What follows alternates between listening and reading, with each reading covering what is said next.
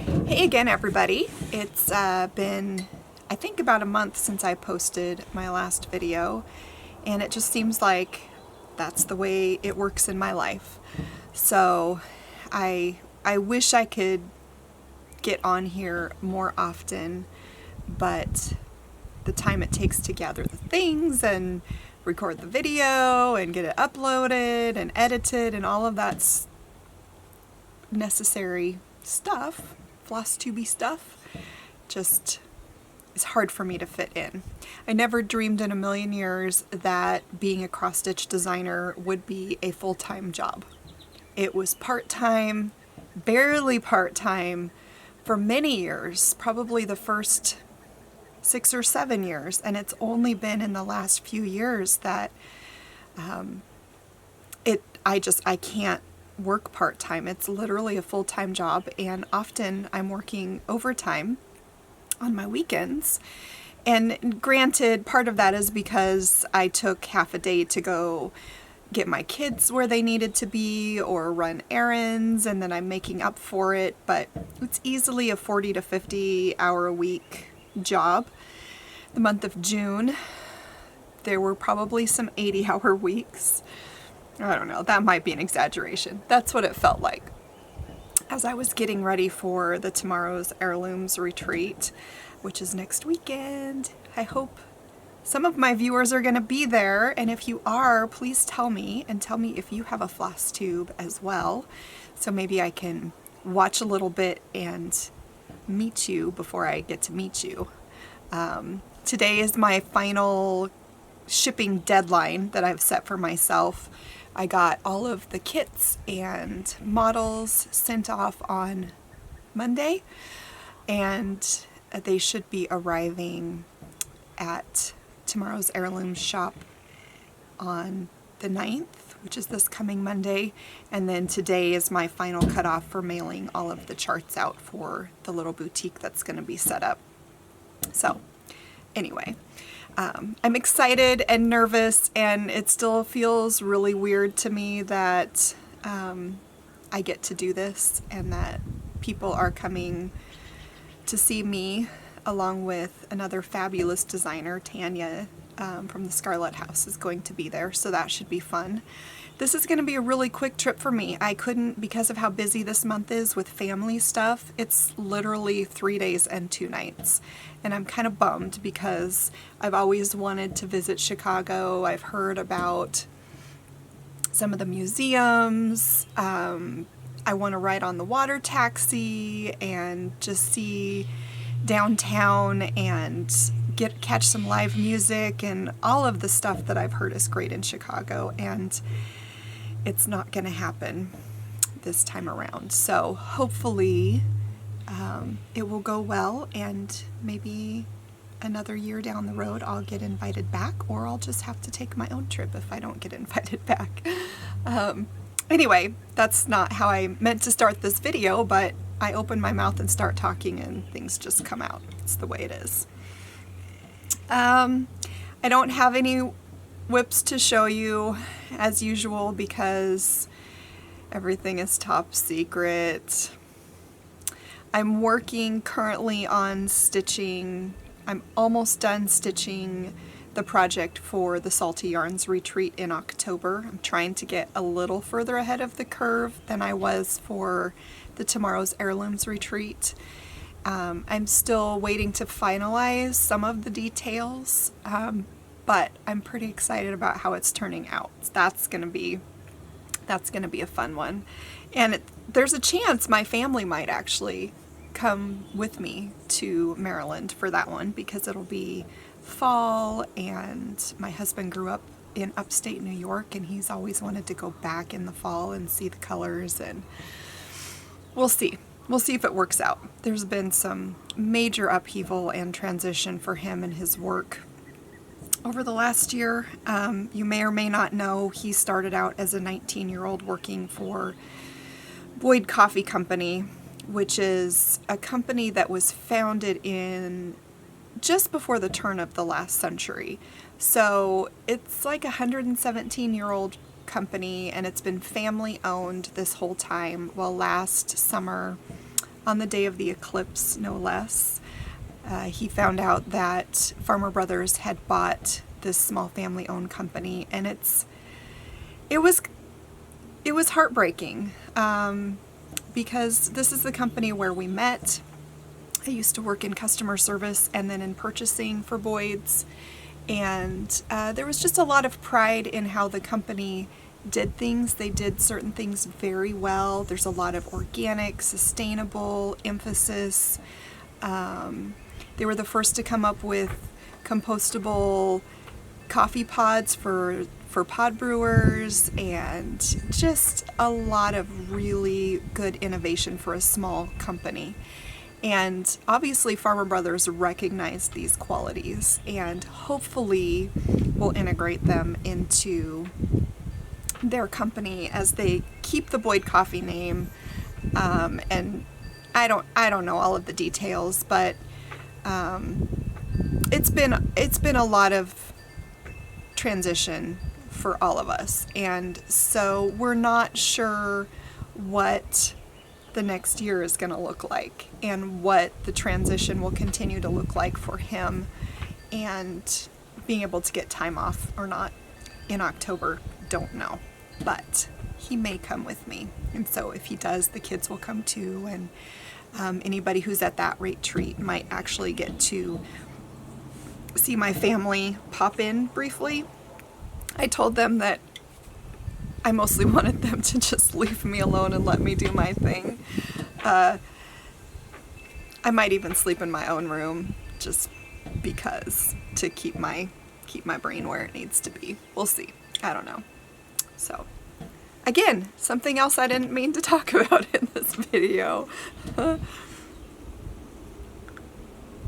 By the way, new mug. If you follow me on Instagram, you may have seen I stumbled into Guitar Center on accident the other day and may or may not have been agonizing over a couple of new bass guitars, which I don't need. And I did not buy, but I bought a $10 mug, Pink Floyd. I wish that I could just throw down a couple $1,000s on a whim and get a new toy to play with, but it's just not practical. So I drooled, I took pictures, and I walked away with my head high. It's what we have to do sometimes. It's part of being a grown-up, right? So anyway, sorry there's not a whole lot of excitement as far as stitchy stuff. It's more of a get to know your designer video, I guess. If you watched my last video, you know that my beloved Canon EOS SLR 70D died. Completely died in the middle of filming that video. No power. Tried new batteries, took it to the Geek Squad. They said, we don't even send these in anymore because they end up being sometimes cost prohibitive to fix and customers are unhappy, so they just don't do it anymore. And there's one camera shop in the Portland metro area that's like an hour's drive away from me, and it's one of those things where you pay $50 for them to look at your camera and tell you what needs to be done, and then the repair costs are on top of that. For me, it's just the time alone. I mean, just an hour there and back is not very feasible in my life right now. There's a lot other things I would rather do with 3 hours of my time, including laying in the yard with my kids on their summer break reading a book. So probably what I'm going to do with the old one is just sell it on eBay as is, parts only. People do that and they'll pay $150 to $200 for a camera that's absolutely not working. And somebody might end up getting an amazing deal because it's not a cheap camera, and it was only 3 years old, and I take really good care of my equipment, so somebody's gonna get a good deal, maybe. So I went ahead and I bit the bullet and I upgraded to the next model, which is the Canon 80D, not ADD, as in attention deficit disorder, but 80, the number with a D after it. I don't really like saying that. My camera is a camera, not a diagnosis. So I could have waited for the 90D to come out, but it's not, they haven't set a date yet. It's supposed to be later this year, and I can't wait that long. So you are looking at my face through the lens, well, same lens, new camera body. So I guess that's my haul for the month, my new camera. Just a reminder, I am going to take about 20 days off from my Etsy shop this month. I'm going to leave it open through the end of the 9th, which is, as I film this, it's Monday coming up. Today is Friday, the 6th. And the reason I'm going to go ahead and leave it open through the end of the 9th is because I wanted to give you all a chance to purchase the charts for my new fob series before I close my shop.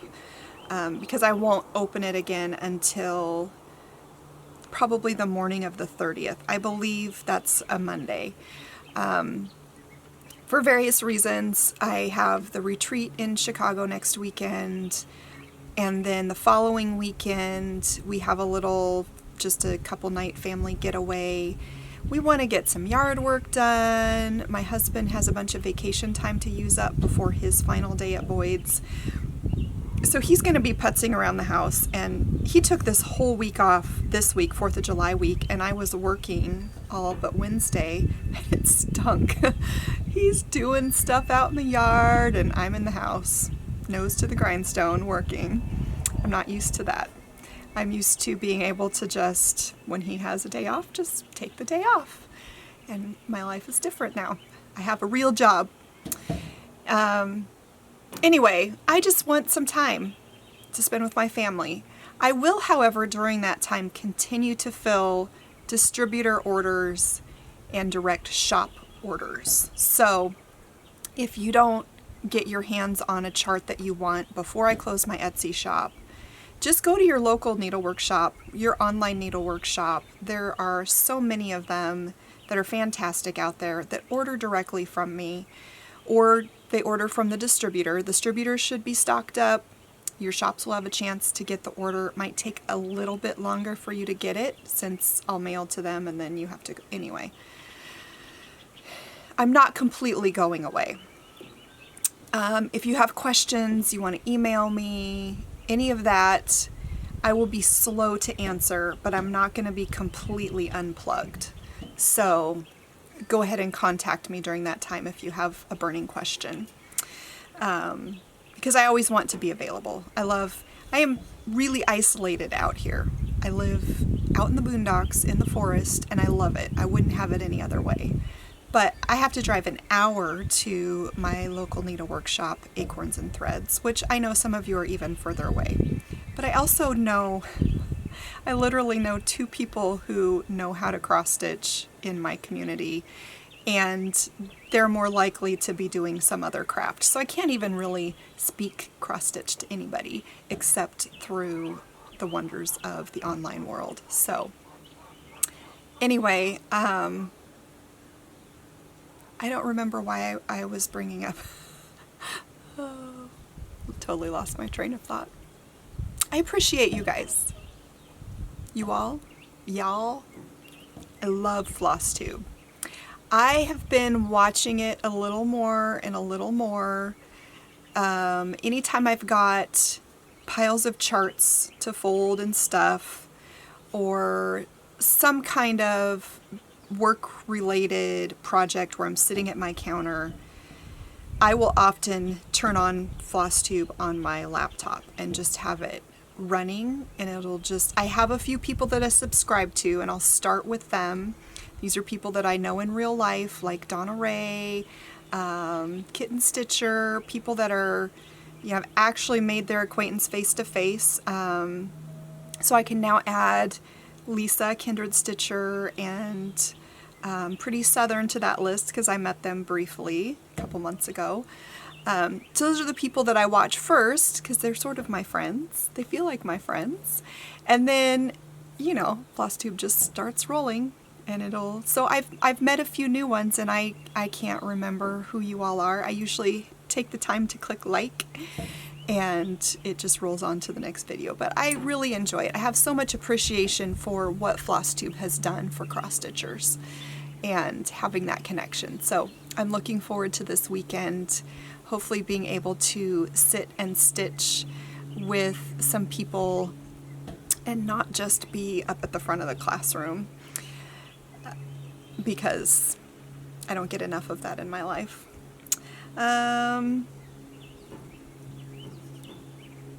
What's next? Oh, I did end up, last video I mentioned that I was going to do a new conversion for the Prairie Life Sampler using my DMC fold out color card with all of the actual flosses instead of a picture. Oh, it's so much better. It was so nice. I felt like I was playing when I was pulling out I re-pulled the colors for Prairie Life and just was laying them across, and some of the colors are still not great. I think by now, if you've been stitching for any length of time, you know that the over-dyed flosses are rarely an exact match to a DMC. And I found myself agonizing over a couple of the colors. Oh, is it more like this one or is it more like this one? And I ended up just having to go with the one that I felt conveyed the look I was going for the most accurately. So that new conversion is available. If you go to my blog, just under the top header, there are some tabs, and one of them I think is called conversions or DMC conversions or floss conversions, something like that. And if you go in there, I have some of my charts that I didn't get a conversion into the chart itself. I have the list there, and it's in alphabetical order. If you scroll down, you'll find the new revised Prairie Life Sampler conversion. I also do have it available as a PDF. If you send me an email, I can send that to you, and then it's really easy to just print it off and add it in with your chart. The conversion that came with the original several runs of the chart is not horrible, but a couple of the colors were really far off. A few of them were off by like one number or one shade. I think I ended up reissuing a number for like just under half of them, and the other half stayed the same. So it's not a miserable conversion. You could still go with the one that's printed in your chart, or do your own conversion, or you can go contact me or go to my blog and find the list that I have under that tab. I also, this past week as I was making up, excuse me, I think I need some coffee. I don't get bad seasonal allergies, but I'll get a little bit froggy and my eyes will get a little bit burny during certain times of the year, and right now is one of them. I don't suffer from the congestion that a lot of you do. I just get minor irritations. Anyway, I recorded, I think 3 or 4, maybe 3 new tutorials of assembling fobs. One of them is how I make the little square fobs, and I don't even finish it all the way in the tutorial. My video tutorials are shot in real time, so you could, in theory, assemble your fob right alongside me if you wanted to. I don't know if I'm faster or slower than you, so it may or may not work. But anyway, there's one that shows how I make the squares, and then I have one that shows 2 different ways of attaching the rickrack. One is inserting it into the seam, and one of them is stitching it over the seam.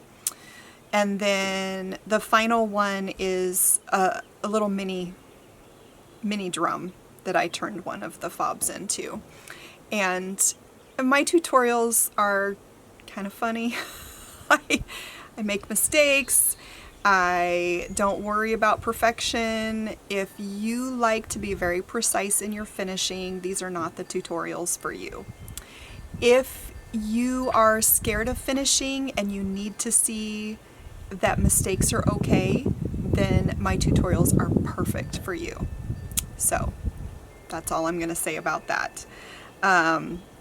They're listed alongside my regular Flosstube videos, just as a tutorial and then what the tutorial is for. I have a couple that are already up, and then I'll be adding these others in conjunction with this particular Flosstube video today. This is number 8, by the way, of just my speaking to you through my camera videos. I'm not counting the tutorials in the count. I guess it's time to show you my new fob series. So many of you have already seen it because I started offering it as a pre-sale ahead of time because of the unusual nature of the month of July with my shop being closed for a couple weeks. I wanted to give people a chance to buy it before I announced it and then just shut my shop down. That would not be very nice, would it? It would make me cackle, evil cackle designer from my house. Hee hee hee hee. I'm teasing you, but that's not very nice. I might have to cut that out. That was embarrassing. No, I'm just gonna leave it because I am who I am. Anyway, my next in the series for this month is the Woodland edition. There they are. I have a cute little squirrel on the right up. Isn't he adorable? I love Graphics Fairy. Graphics Fairy has fabulous free graphics on the World Wide Web. Anyway, the Woodland series. As you know, I live in the forest, and many of these creatures I see, we don't actually have red foxes here. We do have them in Oregon, but we, as far as we know, don't have them on our property. We have bobcats and wildcats and brown bears and cougars. I guess a cougar and a wildcat are the same thing. We have coyotes, we have deer.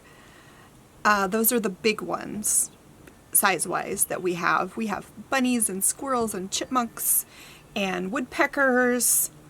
And so we don't have hedgehogs here, sadly, but they're so cute. So many of these live here in my woods, but a couple of them don't. Oh, there's an owl. We do have owls here. So without further ado, I'm going to show you the actual fobs.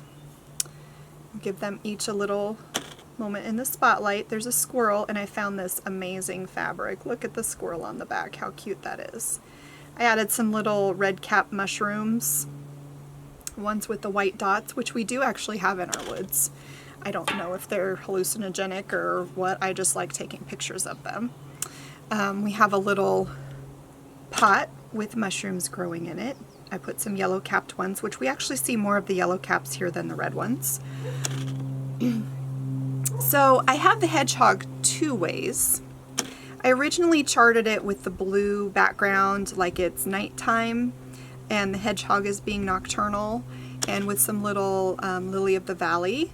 And Natalie Kaplowski, who stitched these motifs for me, wanted to do one in a lighter colorway, and so she didn't stitch the background, and she changed the little flowers to I think it's gold that I use in this for the yellow. So that's an example of 2 ways you could do it, and then check out the backs. We have a deer, and another great fabric I found for the back that has a little deer on it. We have an owl.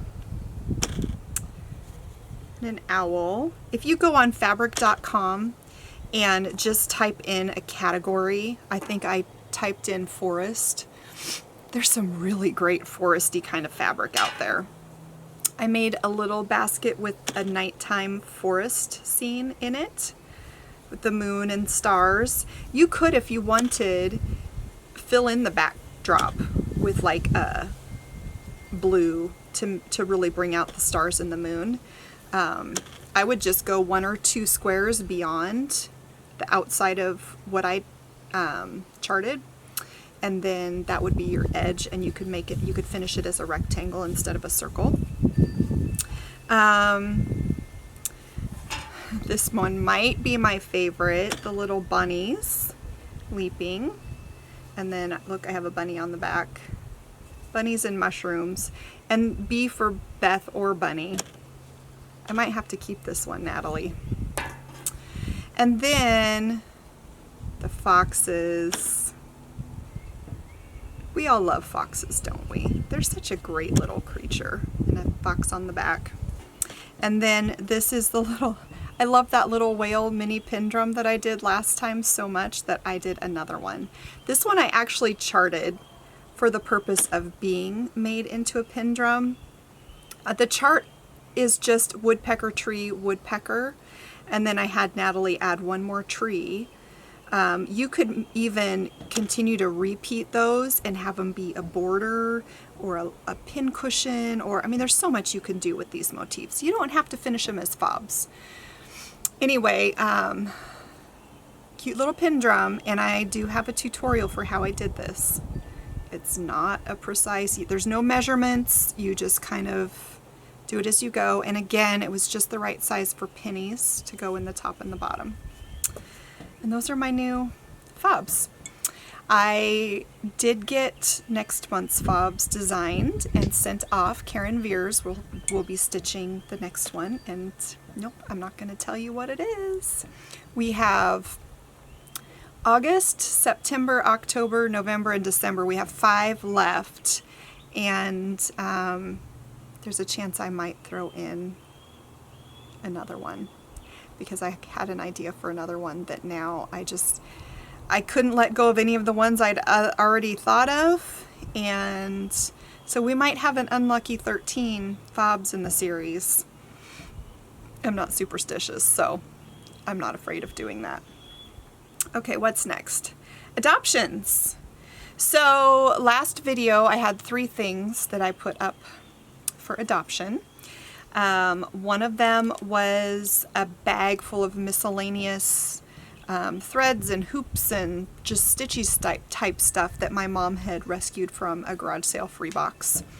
And that one I used random.org again, and that one goes to Nanette McDougall Dykes. I hope I said all of that right.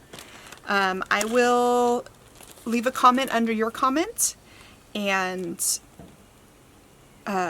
just to give you a little typed up notification that you won. Please send me an email with your address and I will send that off to you. The mug, which I still haven't decided if I'm going to offer this.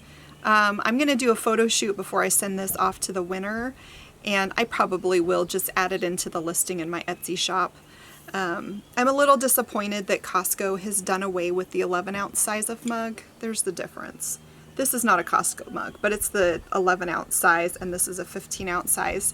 This one fits in my pod brewer really well. This one is a little bit too tall, and my coffee tends to get cold in it because I don't get through it as fast. Anyway, the winner of my sample mug is Sherry Witt.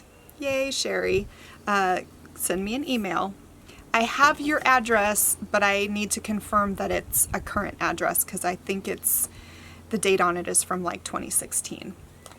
And finally, the bunny pincushion from the Cheswick Company. You guys loved this one. I had so many people sign up for it.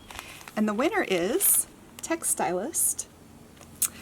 And again, send me your address and I'll pop it in the mail for you. Speaking of adoptions, Great Grandma Johanna has not been claimed yet. Louisa Sharp was the one that I drew for that chart, and I have not heard from you, Louisa. And if I don't hear from you before the next video, I am going to offer it to somebody else on the list.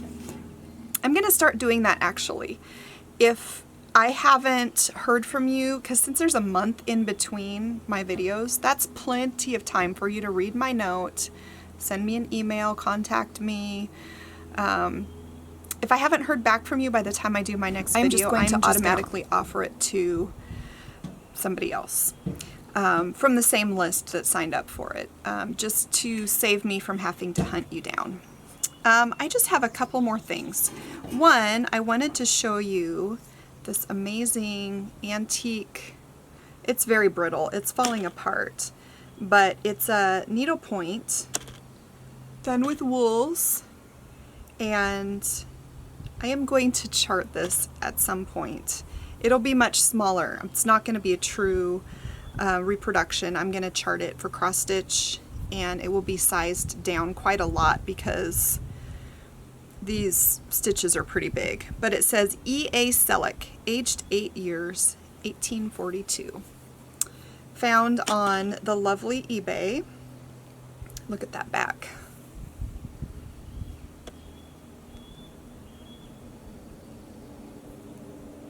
Love it. Once I chart it, I'm gonna put it in a frame, blue, you know, boo-boos and all, and enjoy it for years to come. And finally, it's been a while since I showed you one of my older charts, and this is one that I designed, I believe, in 2009, and it's called With One Accord. And I just remember having so much fun with this one. It is designed after antique Dutch style samplers. Oh, it's a big one.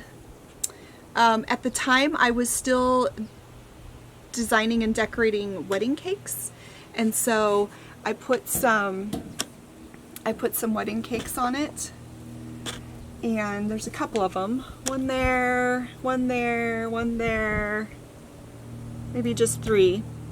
I put, you know, an old Dutch style ship on it, and up here I made up this name. This is not an antique reproduction. It's inspired by Dutch style antique samplers, but it is not a reproduction. So I made up a name, Hannah Mead, sampler stitched by her hand, AD 1762. Again, it's a made-up date. I did that a lot more in the early days of designing. Now I tend to just put my own name and date on them and leave it at that. This could be confusing. Somebody might think it's actually an old one, and I don't know. I label the backs of mine, so it says the title, who it's by, and the year I stitched it. But if anybody were to ever take this apart, they might be able to pass it off as an antique to somebody who doesn't know.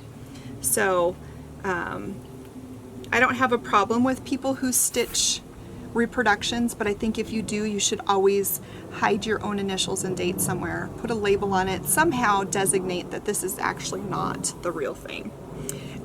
I made up a little saying at the bottom. I imagined Hannah as a little girl who did not like stitching. And so it says, in diligence, I stitch each day. I'm going to turn this way so you can hear me better. But at night upon my knees, I hope and pray to sail away across the shining seas, where chocolate cake is plentiful, and little girls can play with bouncy balls and pretty dolls all the livelong day. I think personally, if I was made to stitch as a little girl, I probably would have enjoyed it. I would have loved the colors, I would have loved the whole process.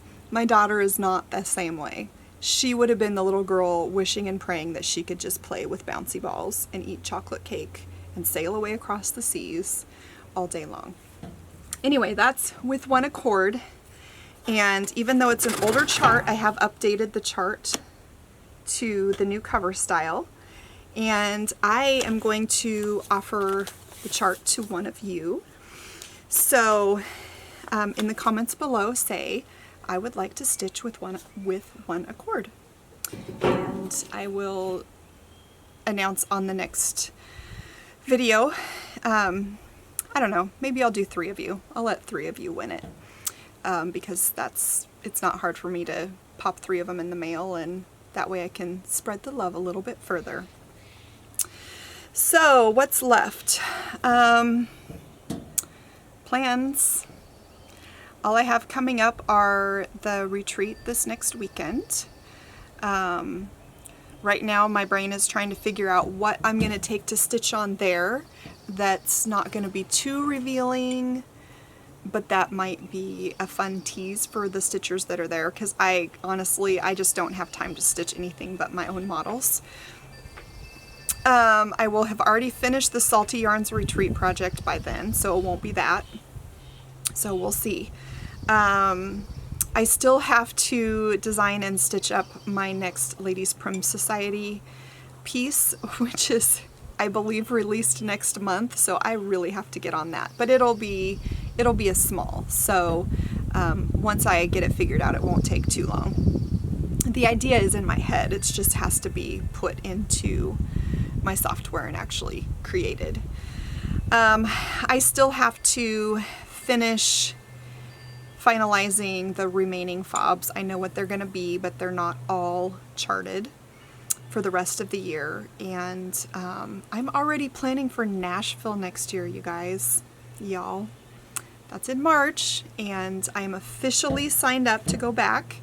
And my spreadsheet that has all of my upcoming projects is, you know, the titles are in, some of them are already designed, a couple of them have already been stitched.